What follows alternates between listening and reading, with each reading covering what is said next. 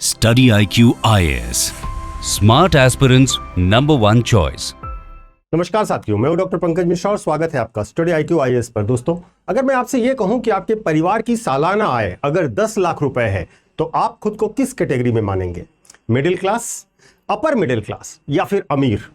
भारत के 90% लोग बिना सोचे समझे कहेंगे, अरे सर, आज के जमाने में 10 लाख रुपए में कौन अमीर होता है?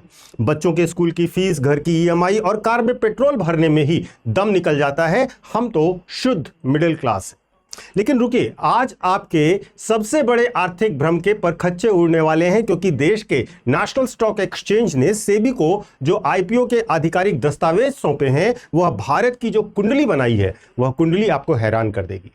तो साथियों, NSE का आधिकारिक डेटा यह कहता है कि अगर आपके परिवार की सालाना आय 10 लाख रुपए या उससे ऊपर है तो आप देश के मिडिल क्लास नहीं हैं, बल्कि आप भारत के हाई इनकम ग्रुप यानी कि सबसे रईस और अमीर लोगों की कैटेगरी में आते हैं। यानी हो सकता है कि आप आज सुबह खुद को एक आम संघर्ष करने वाला मिडिल क्लास समझ रहे हो, लेकिन डेटा चिल्ला चिल्ला कर यह कह रहा है कि आप भारत के शीर्ष टॉप 10% एलीट वर्ग का हिस्सा हैं।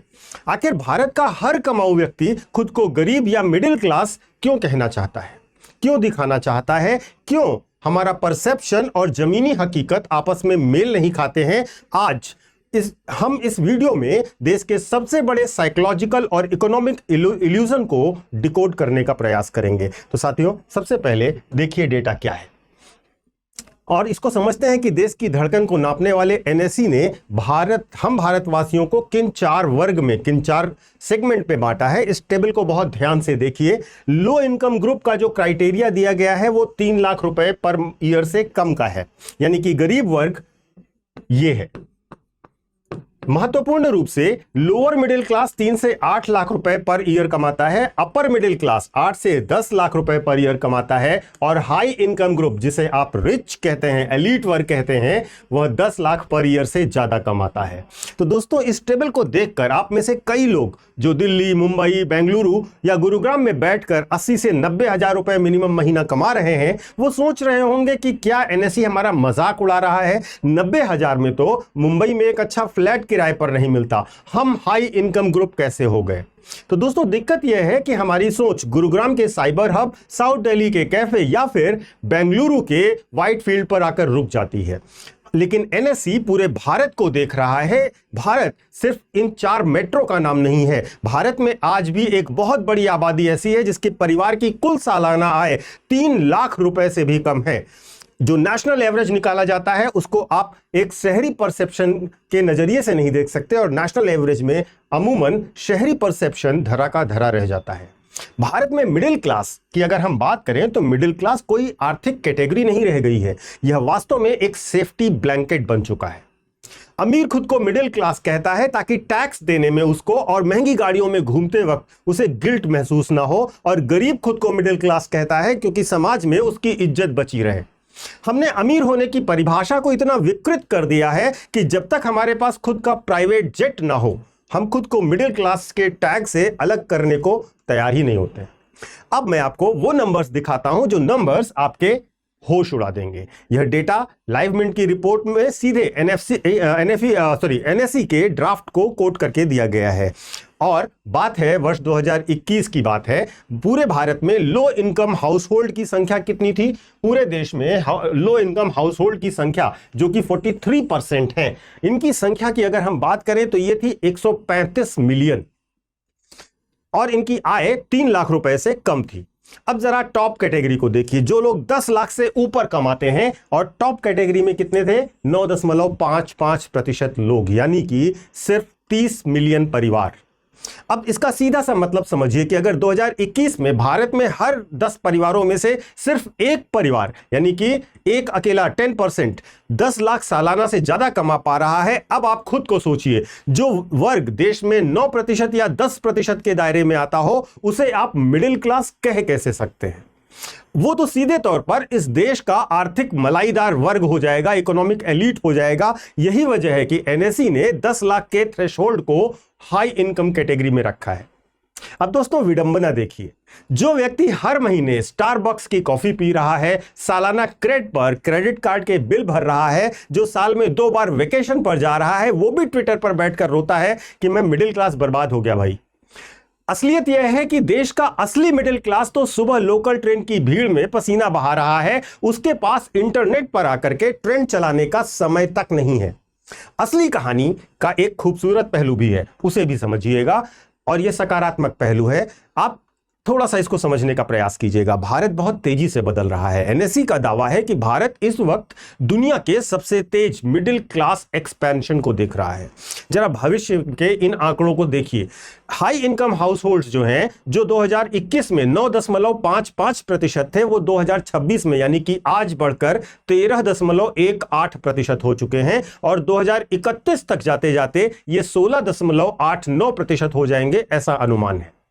लो इनकम हाउस होल्ड की अगर हम बात करें, ये जो 2021 वाले आंकड़े में मैंने आपको दिखाया कि 43% थे, वो गिरकर आज 25.86% पर आने की उम्मीद है। यानी भारत का गरीब वर्ग ऊपर की ओर शिफ्ट हो रहा है, और अपर इनकम कैटेगरी का भी एक्सपेंशन हो रहा है। इसमें आप ठीक से देखेंगे तो ऊपर के डेटा में जो 10%, 10 लाख से अधिक कमाने वाले लोग हैं, ये हैं सबसे उच्च वर्ग के लोग। महत्वपूर्ण रूप से सबसे बड़ा बम यह है कि एनएससी कहता है कि साल 2026 में भारत के 34.38% परिवार 8 लाख रुपए से ज्यादा कमा रहे थे, और 2031 तक यह संख्या 42.47% हो जाएगी। इसका मतलब जानते हैं दोस्तों, इसका मतलब यह है कि आज से 5 साल बाद भारत के हर 10 में से 4, लगभग 4 परिवार 8 लाख से ज्यादा कमा रहे होंगे। यही वजह है कि आज भारत में अचानक Zomato, iPhone, luxury flats, SIP, air travel, credit cards जैसे बिजनेस बहुत तेजी से ऊपर आगे जा रहे हैं। देश की क्रय शक्ति यानी कि परचेजिंग पावर बदल रही है। अब एज अ यूपीएससी एनालिस्ट हम सिक्के के दूसरे पहलू को भी देखना चाहेंगे। क्या सिर्फ इनकम देखकर ही किसी को अमीर कहा जा सकता है?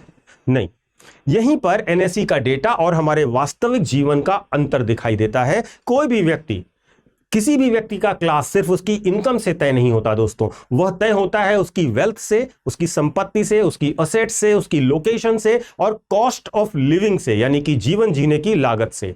उत्तर प्रदेश के गोरखपुर में 10 लाख रुपए सालाना कमाने वाला व्यक्ति एक बढ़िया जिंदगी जी सकता है। उसके पास खुद का घर भी होगा, कोई बड़ा कर्ज नहीं होगा, और वह उस शहर में एलिट माना जा सकता है। लेकिन वहीं दूसरी तरफ बेंगलुरु या मुंबई में 15 लाख की सीटीसी पर काम करने वाला व्यक्ति भी, एक टेक इंजीनियर भी, हर महीने महंगे रेंट, महंगे बच्चों के स्कूल फीस और ट्रैफिक में अपनी आधे से ज्यादा सैलरी गंवा देता होगा, और खुद को अमीर कभी महसूस नहीं कर पाएगा। इसीलिए एनएससी का डेटा गणितीय रूप से यानी कि मैथमेटिकली सही हो सकता है, लेकिन जनता का परसेप्शन भी पूरी तरह से गलत नहीं है दोस्तों। हमारा और आपका परसेप्शन जो मिडिल क्लास को लेकर है, वह भी इसीलिए गलत नहीं है। तो इस पूरी कहानी का निष्कर्ष क्या है?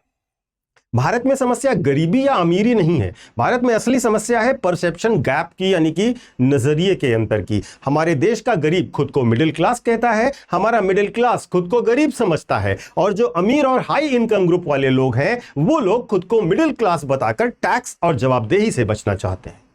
लेकिन एनएससी का यह डेटा हमें एक असहज कर देने वाला सच आईने के सामने खड़ा करके दिखाता है कि अगर हर महीने आपके घर में 80 से 90 हजार रुपए आ रहे हैं, तो शिकायतें बंद कीजिए, क्योंकि आप देश के सबसे भाग्यशाली 10% लोगों में शामिल हैं। अब सवाल मैं आपके लिए छोड़कर जाना चाहूंगा, कि अगर जिसका जवाब आप मुझे कमेंट बॉक्स में अवश्य बताइएगा कि क्या एनएससी के इस वर्गीकरण के बाद भी आप खुद को मिडिल क्लास मानते हैं? आपके हिसाब से भारत के मिडिल क्लास की सही परिभाषा क्या होनी चाहिए? कमेंट सेक्शन में जरूर बताइएगा दोस्तों। और महत्वपूर्ण रूप से यह पूरा एनालिसिस आपके जीएस पेपर 3 के economic and inclusive growth section के लिए बहुत महत्वपूर्ण है। अगर आप ऐसे ही इकोनॉमिक डेटा और पॉलिसीज की गहराइयों को समझना चाहते हैं, तो हमारे स्टडी IQ IAS के लाइव फाउंडेशन बैचेस से कनेक्ट हो सकते हैं दोस्तों। यहां पर स्टडी IQ के जो नए बैचेस हैं, वो आपके शुरू हो रहे हैं 27 जून से, जिसमें आपको पूरा बैच स्मार्ट मॉडल पर दिया जाएगा, और ये बैचेस आपको हिंदी माध्यम में, इंग्लिश माध्यम में और बाइलिंगुअल अवेलेबल होंगे। यहां पर एडमिशन लेने के लिए आप कोर्स की डिटेल्स को देखिएगा, जो कि हमारे डिस्क्रिप्शन बॉक्स में दिए गए लिंक पर जाकर या हमारे ऐप या वेबसाइट पर जाकर आप देख सकते हैं, और वहां पर आपको डेमो क्लासेस भी मिलेंगी, उन्हें भी देखिएगा। कोर्स को लेने से पहले आप अगर PK लाइव कोड का इस्तेमाल करेंगे PK लाइफ, इस कोड का इस्तेमाल करेंगे तो आपको मैक्सिमम डिस्काउंट भी हमारे हर एक कोर्स स्टडी IQ के प्रत्येक कोर्स पर मिलेगा। तो दोस्तों ये था पूरा आज का एनालिसिस, मिलते हैं नेक्स्ट वीडियो में। थैंक यू सो मच, जय Hind. Study IQ IAS, making India smarter and better.